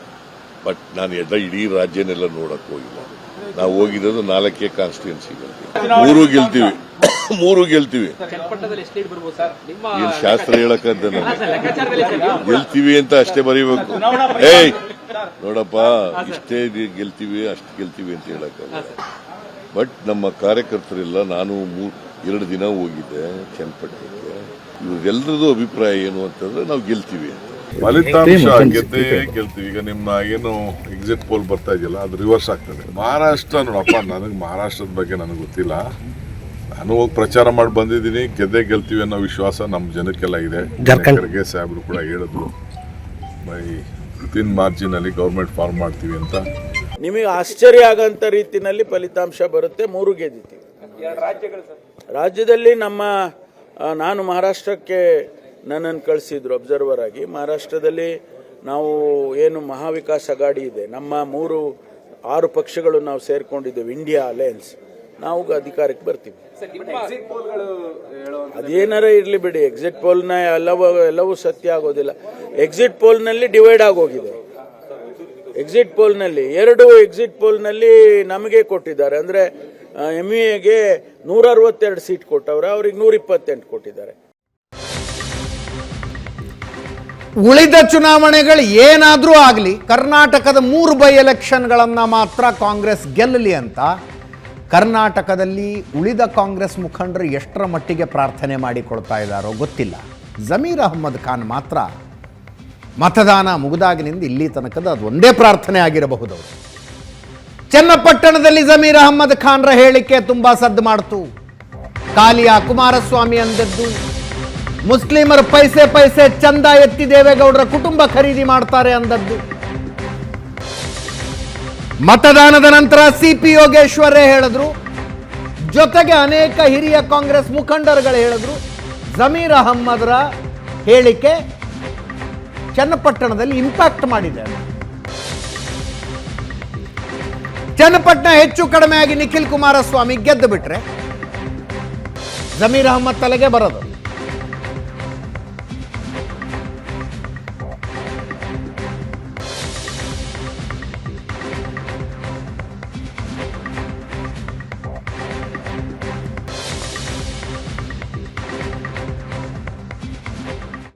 ನಮ್ಮ ಇಂಟರ್ನಲ್ ನಾನು ಅವ್ನಿಗೆ ಬುದ್ಧಿ ಹೇಳಿದ್ದೀನಿ. ಈಸ್ ಎ ಗುಡ್ ವರ್ಕರ್, ಒಳ್ಳೆ ಕೆಲಸ ಅಂತೂ ಪಾಕ್ಷಿಕ ಮಾಡ್ತಾನೆ.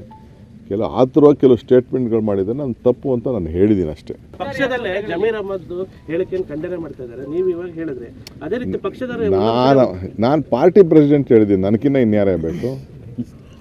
ಅಂದರೆ ಪಾರ್ಟಿ ಪ್ರೆಸಿಡೆಂಟ್ ನಾನೇ. ಒಂದು ವಾರದ ಮುಂಚಿತವಾಗೇ ಅವ್ನಿಗೆ ತಿಳುವಳಿಕೆ ಹೇಳಿದ್ದೀನಿ, ಆತನಿಗೂ ಅರಿವಾಗಿದೆ, ಕ್ಷಮಾಪಣೆನೂ ಕೇಳಿದ್ದಾರೆ. Nothing doing. ಒಂದು ಕಡೆ ಚನ್ನಪಟ್ಟಣದಲ್ಲಿ ಜಮೀರ್ ಅಹ್ಮದ್ ಖಾನ್ರ ಹೇಳಿಕೆ, ಇನ್ನೊಂದು ಕಡೆ ಶಿಗ್ಗಾಮಿಯಲ್ಲಿ ಮುಸ್ಲಿಮರಿಗೆ ಟಿಕೆಟ್ ಕೊಡಬೇಕು ಅಂತ ಹಠಕ್ಕೆ ಬಿದ್ದಿದ್ರು, ಕೊಟ್ಟಿದ್ದಾರಲ್ಲ ಮುಸ್ಲಿಮರಿಗೆ ಟಿಕೆಟ್. ಸಂಡೂರು ಜಮೀರ್ ಅಹ್ಮದ್ ಖಾನ್ರವರು ಜಿಲ್ಲಾ ಉಸ್ತುವಾರಿ ಸಚಿವರಾಗಿರುವ ಜಿಲ್ಲೆಯಲ್ಲಿ ಬರುವ ಕ್ಷೇತ್ರ.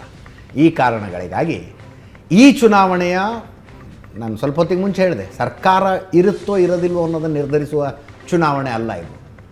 ಆದರೆ ಜಮೀರ್ ಅಹ್ಮದ್ ಖಾನ್ರ ರಾಜಕೀಯ ಬದುಕಿನ ಮೇಲಂತೂ ಈ ಚುನಾವಣೆ ಇಂಪ್ಯಾಕ್ಟ್ ಇರುತ್ತೆ. ಏನಂತೀರಿ ಪ್ರಶಾಂತ್? ಅಂದರೆ ನನಗೆ ಇವತ್ತಿಗೂ ಅನಿಸ್ತಾ ಇರ್ತಕ್ಕಂಥದ್ದು, ಈಗ DK ಶಿವಕುಮಾರ್ ಹೇಳಿದಂತೆ ಜಮೀರ್ ಅಹ್ಮದ್ ಖಾನ್ ಏನೋ ಬಾಯಿ ತಪ್ಪಿ ಹೇಳಿಬಿಟ್ರು ಅನ್ನೋದು ನನಗೆ ಅನ್ನಿಸ್ತಾ ಇಲ್ಲ ಇಲ್ಲಿವರೆಗೆ. It is a calculated thing. It is calculated. ಅದು it is something to do with the internal politics of Karnataka Congress. ಆಮೇಲೆ ನನಗೆ ಅನ್ಸೋದು, ಈಗ ಚನ್ನಪಟ್ಟಣದಲ್ಲಿ ಸೋತರು ಅಂತ ಅನ್ಕೋಣ, ಜಮೀರ್ ಅಹ್ಮದ್ ಖಾನ್ ಮೇಲೆ ಕ್ರಮ ತೆಗೆದುಕೊಳ್ಳಿಕ್ಕೆ ಕಾಂಗ್ರೆಸ್ಸಿಗೆ ಸಾಧ್ಯ ಆಗುತ್ತೆ ಅಂತ ನನಗಂತೂ ಅನ್ನಿಸ್ತಾ ಇಲ್ಲ. ಹೌದಾ? Is a formidable Muslim leader in Karnataka. ಬಿಟ್ಟರೆ ಇನ್ಯಾರಿದ್ದಾರೆ? ನೀವು ಕರ್ನಾಟಕದ ಎಲ್ಲ ಕ್ಷೇತ್ರಗಳಲ್ಲಿ ಮುಸ್ಲಿಂ ಮತಗಳನ್ನು ಹೋಗಿ ಎಕ್ಸಸ್ ಮಾಡಿ ಅದನ್ನು ಟಚ್ ಮಾಡಿ ಬರೋವೆಲ್ಲ ಶಕ್ತಿ ಇರತಕ್ಕಂಥ ಮುಸ್ಲಿಂ ನಾಯಕ ಕರ್ನಾಟಕದಲ್ಲಿ ಯಾರಿದ್ದಾರೆ ಇವತ್ತು? ಕರೆಕ್ಟ್, ಅದು ನಿಜ. ಸಿದ್ದರಾಮಯ್ಯನವರ ಪರವಾಗಿ ಮತ್ತು ಕಾಂಗ್ರೆಸ್ ಪರವಾಗಿ, ಅಂದರೆ ನೀವು ಜಮೀರ್ ಅಹ್ಮದ್ ಖಾನ್ ದೃಷ್ಟಿಯಿಂದ ನೋಡಿ, ಕಾಂಗ್ರೆಸ್ ಪರವಾಗಿ 100% ಮುಸ್ಲಿಂ ಪೊಲರೈಸೇಷನ್ ಆಗ್ತಾ ಇದೆಯಲ್ಲ, ಅದಕ್ಕೆ ಕಾರಣ ಯಾರು? ಒಂದು ಡಿಫಾಲ್ಟ್ ಮುಸ್ಲಿಮರು ಇವತ್ತು ಆ್ಯಂಟಿ ಮೋದಿ ಇರೋದ್ರಿಂದ ಕಾಂಗ್ರೆಸ್ ಪರವಾಗಿ ವಾಲ್ತಾ ಇರತಕ್ಕಂಥದ್ದು. ಬಟ್ ಯಾವುದೇ ಕ್ಷೇತ್ರಕ್ಕೆ ಹೋದರೂ ಕೂಡ ಮುಸ್ಲಿಂ ಮತಗಳ ಮೇಲೆ ಹಿಡಿತ ಹೊಂದಿರತಕ್ಕಂಥ ಜಮೀರ್ ಅಹ್ಮದ್ ಖಾನ್ರ ಮೇಲೆ ಕ್ರಮ ತೆಗೆದುಕೊಳ್ಳುವ ಧೈರ್ಯ ಮತ್ತು ಸಾಹಸವನ್ನು ಕಾಂಗ್ರೆಸ್ ತೋರುತ್ತಾ, ಮತ್ತು ಅದನ್ನು ಮಾಡಲಿಕ್ಕೆ ಸಿದ್ದರಾಮಯ್ಯ ಬಿಡ್ತಾರ? Yes, that is very important question. ನನಗೆ ಹಾಗೆ ಅನ್ನಿಸ್ತಾ ಇಲ್ಲ ಜಮೀರ್ ಅಹ್ಮದ್ ಖಾನ್ ಮೇಲೆ ಕ್ರಮ ತೆಗೆದುಕೊಳ್ಳಿಕ್ಕೆ ಬಿಡ್ತಾರೆ ಅಂತಕ್ಕಂಥದ್ದು ಅನ್ನಿಸ್ತಾ ಇಲ್ಲ. ಸರಿ, ಅದರ ದೂರಗಾಮಿ ಪರಿಣಾಮಗಳ ಬಗ್ಗೆ ಯೋಚನೆ ಮಾಡಿ ಒಂದ್ಸಲ. ಏನು? ಜಮೀರ್ ಅಹ್ಮದ್ ಖಾನ್ ಕಾಂಗ್ರೆಸ್ನಿಂದ ಸಚಿವ ಸ್ಥಾನವನ್ನು ಕಳೆದುಕೊಂಡು ಇನ್ನಷ್ಟು ಮಗ್ಗಲ ಮುಳ್ಳಾಗ್ಬೋದು. ಒಂದು ಕಡೆ MIM ಇದೆ, ಒಂದು ಕಡೆ ಬೇರೆ ಬೇರೆ ಮುಸ್ಲಿಂ ಕಟಾವು ಪಾರ್ಟಿಗಳು ಒಂದಕ್ಕೊಂದು ಹುಟ್ಕೊಳ್ತಾ ಇರತಕ್ಕಂಥ ಸಂದರ್ಭದಲ್ಲಿ ಜಮೀರ್ ಅಹ್ಮದ್ ಖಾನ್ರನ್ನು ಕಾಂಗ್ರೆಸ್ ಡಂಪ್ ಮಾಡುತ್ತೆ ಅಂತ ನನಗೆ ಅನ್ನಿಸ್ತಾ ಇಲ್ಲ. ಅಲ್ಲ, ಜಮೀರ್ ಅಹ್ಮದ್ ಖಾನ್ರು ಅಂಥ ಸಾಹಸಕ್ಕೂ ಹೋಗೋದಿಲ್ಲ. Because Muslim psyche Zameer Ahmed ಖಾನ್ರಿಗೂ ಗೊತ್ತಿರುತ್ತೆ. ಕರೆಕ್ಟ್ ಇದೆ. ಬಿಜೆಪಿಯನ್ನು ಸೋಲಿಸುವ ಕ್ಷಮತೆ ಯಾರ ಹತ್ರ ಇದೆಯೋ ಅವ್ರ ಹತ್ರ ಹೋಗ್ತಾರೆ ಅವರು. ನ್ಯಾಚುರಲಿ. ಆದರೆ ನೇತೃತ್ವ ಜಮೀರ್ ಅಹ್ಮದ್ ಖಾನ್ ಇರುತ್ತೋ CM ಇಬ್ರಾಹಿಂ ಇರುತ್ತೋ ಸಂಬಂಧ ಇಲ್ಲ. ಬಿಜೆಪಿನ ಸೋಲ್ಸಕ್ಕಾಗುತ್ತೆ. ಆದರೆ ಇವತ್ತಿನ ಸ್ಥಿತಿಯಲ್ಲಿ ಅಜಿತ್, ಜಮೀರ್ ಅಹ್ಮದ್ ಖಾನ್ ಕಾಂಗ್ರೆಸ್ನಲ್ಲಿ ಒಬ್ಬ ಫಾರ್ಮಿಡೇಬಲ್ ಲೀಡರ್ ಮತ್ತು ಅವರು ಸಿದ್ದರಾಮಯ್ಯನವರ ಜೊತೆ ಭಾಳ ಪರಮಾಪ್ತ ಸಂಬಂಧವನ್ನು ಹೊಂದಿದ್ದಾರೆ. ಈ ಸಂದರ್ಭದಲ್ಲಿ ಸಿದ್ದರಾಮಯ್ಯ ಅವರನ್ನು ಡಂಪ್ ಮಾಡ್ಲಿಕ್ಕೆ ಬಿಡ್ತಾರೆ ಅಂತಕ್ಕಂಥದ್ದು ಮೇಲ್ನೋಟಕ್ಕೆ ಅನಿಸ್ತಾ ಇಲ್ಲ. And it can send wrong signals for Congress also. ನಾನು ಜಮೀರ್ ಅಹ್ಮದ್ ಖಾನ್ರನ್ನೇನೋ ಇಲ್ಲಿ ಕುಳಿತುಕೊಂಡು ಸಮರ್ಥಿಸ್ಕೊಳ್ತೀನಿ ಅಂತಕ್ಕಂಥದ್ದಲ್ಲ. ಪಾಲಿಟಿಕ್ಸ್ ಹೆಂಗೆ ಪ್ಲೇ ಆಗಬಹುದು ಅಂತಕ್ಕಂಥದ್ದು ನೋಡಿದಾಗ ನನಗೆ ಇವತ್ತಿಗೂ ಅನಿಸುತ್ತೆ ಚನ್ನಪಟ್ಟಣದಲ್ಲಿ ಅವ್ರು ನೀಡಿರ್ತಕ್ಕಂಥ ಹೇಳಿಕೆ, ಆ ಎರಡು ಯಾರಾದರೂ ಹೇಳಿಕೆ ಕೊಡ್ತಾರೇನ್ರಿ? ಹೋಗಿ ದೇವೇಗೌಡರ ಖಾನ್ದಾನ್ ಮೆ ಖರೀದ್ ಲೂಂಗ ಅಂತಕ್ಕಂಥ ಹೇಳಿಕೆ ಕೊಡ್ತಾರ? ಬಾಯಿ ತಪ್ಪಿ ಹೇಳಿಕೆ ಕೊಡ್ತಾರ? ಹಂಗೆ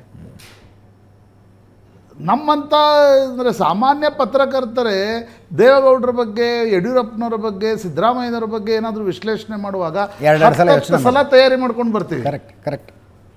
ಯಾವ ಶಬ್ದ ಬಳಕೆ ಮಾಡಬೇಕು ಅಂತಕ್ಕಂಥದ್ದನ್ನು 10 ಬಾರಿ ಯೋಚನೆ ಮಾಡಿರ್ತೀವಿ. ಇನ್ನು ಜಮೀರ್ ಅಹ್ಮದ್ ಖಾನ್ ಸುಮ್ಮನೆ ಹೋಗಿ ಹೇಳಿಕೆ ಕೊಟ್ಬಿಟ್ರ ಅಲ್ವಾ? ಸಿದ್ದರಾಮಯ್ಯನವ್ರು ಹೇಳಿದ್ದೇನಿದು ಚನ್ನಪಟ್ಟಣ ಕ್ಲೋಸ್ ಕಾಲ್ ಆಗುತ್ತೆ ಅಂತ? ನನಗೆ ಇವತ್ತಂದರೆ ಆಶ್ಚರ್ಯ ಅನ್ನಿಸ್ತು. ಇಷ್ಟು ದಿನ ಅವರು ಆ ರೀತಿಯ ಹೇಳಿಕೆಯನ್ನು ಕೊಟ್ಟಿರಲಿಲ್ಲ. ಇವತ್ತು ಮಾತ್ರ ಸಿದ್ದರಾಮಯ್ಯನವರು ಕ್ಲೋಸ್ ಫೈಟ್ ಆಗುತ್ತೆ, ಯಾರೂ ಗೆಲ್ಬೋದು ಅಂತಕ್ಕಂಥದ್ದು ಸ್ವತಃ ಮುಖ್ಯಮಂತ್ರಿಗಳ ಬಾಯಿಂದ ಬಂದಿರತಕ್ಕಂಥದ್ದು ಸ್ವಲ್ಪ ಹುಬ್ಬನ್ನು ಅಂತ ಏರಿಸುತ್ತೆ. ಕುತೂಹಲ ಇದೆ. ನಾಳೆ ಎಷ್ಟೊತ್ತಿಗೆ ಎಲ್ಲ ಕ್ಲಿಯರ್ ಆಗಿಬಿಟ್ಟಿರುತ್ತೆ. ಇದರೊಂದಿಗೆ ಇವತ್ತಿನ ಪಾರ್ಟಿ ರೌಂಡ್ಸ್ ಮುಗಿಸ್ತಾ ಇದ್ದೀವಿ. ನೇರ ದಿಟ್ಟ ನಿರಂತರ ಸುದ್ದಿಗಾಗಿ ನೋಡ್ತಾ ಇರಿ ಏಷ್ಯಾನೆಟ್ ಸುವರ್ಣ ನ್ಯೂಸ್.